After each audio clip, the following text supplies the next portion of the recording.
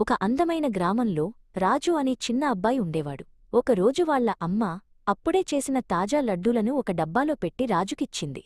నాన్నా, ఈ లడ్డూల డబ్బాను జాగ్రత్తగా తీసుకువెళ్ళి మీ బాబాయ్ షాపులో ఇచ్చిరా అని చెప్పింది.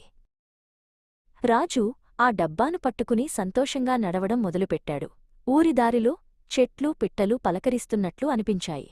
కాని రాజుకు ఆ లడ్డూలను బాబాయ్కి ఇస్తే వచ్చే బహుమతిపైనే ధ్యాస ఉంది. నేను ఈ డబ్బాను బాబాయికి ఇస్తే ఆయన నాకు మెచ్చుకుని 2 రూపాయలు ఇస్తారు అని రాజు సంతోషంగా అనుకున్నాడు. ఆ 2 రూపాయల నాణేలు తన చేతిలో ఉన్నట్లు ఊహించుకున్నాడు.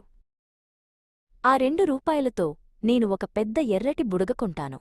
అది గాలిలో ఎగురుతుంటే అందరూ ఆశ్చర్యంగా చూస్తారు అని రాజు మురిసిపోయాడు. గాలిలో బుడగ ఎగురుతున్నట్లు తల ఊపాడు. కాదు కాదు, బుడగ పేలిపోతుంది. నేను ఒక చిన్న బొమ్మ కారు కొంటాను. దానిని రయ్యిమని నేలమీద నడుపుతాను అని రాజు వేగంగా అడుగులు వేశాడు. కారు నడుపుతున్నట్లు శబ్దాలు చేశాడు. మెల్లగా రాజు కలలు ఇంకా పెద్దవయ్యాయి. ఆ బొమ్మ కారు కంటే ఒక పెద్ద సైకిలుంటే ఎంత బాగుంటుందో, గంట కొడుతూ ఊరంతా తిరగొచ్చు అని రాజు తనలో తాను నవ్వుకున్నాడు. రాజు ఊహల్లో తాను నిజంగానే సైకిల్ తొక్కుతున్నట్లు భావించాడు.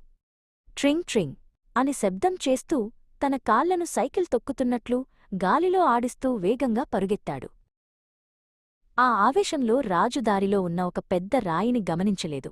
కాలు తగిలి ఒక్కసారిగా తడబడ్డాడు. తన పట్టు తప్పి ముందుకు పడిపోతుండగా చేతిలో ఉన్న లడ్డూల డబ్బా గాలిలోకి ఎగిరింది. డబ్బా మూత తెరుచుకుని లడ్డూలన్నీ మట్టిలో దొర్లిపోయాయి. రాజుకు దెబ్బ తగలకపోయినా కిందపడిన లడ్డూలను చూసి చాలా బాధపడ్డాడు. తన సైకిల్ కారు బుడగ కలలన్నీ ఒక్క క్షణంలో మాయమైపోయాయి. రాజు ఏడుస్తూ ఇంటికి తిరిగి వచ్చి అమ్మకు జరిగిందంతా చెప్పాడు.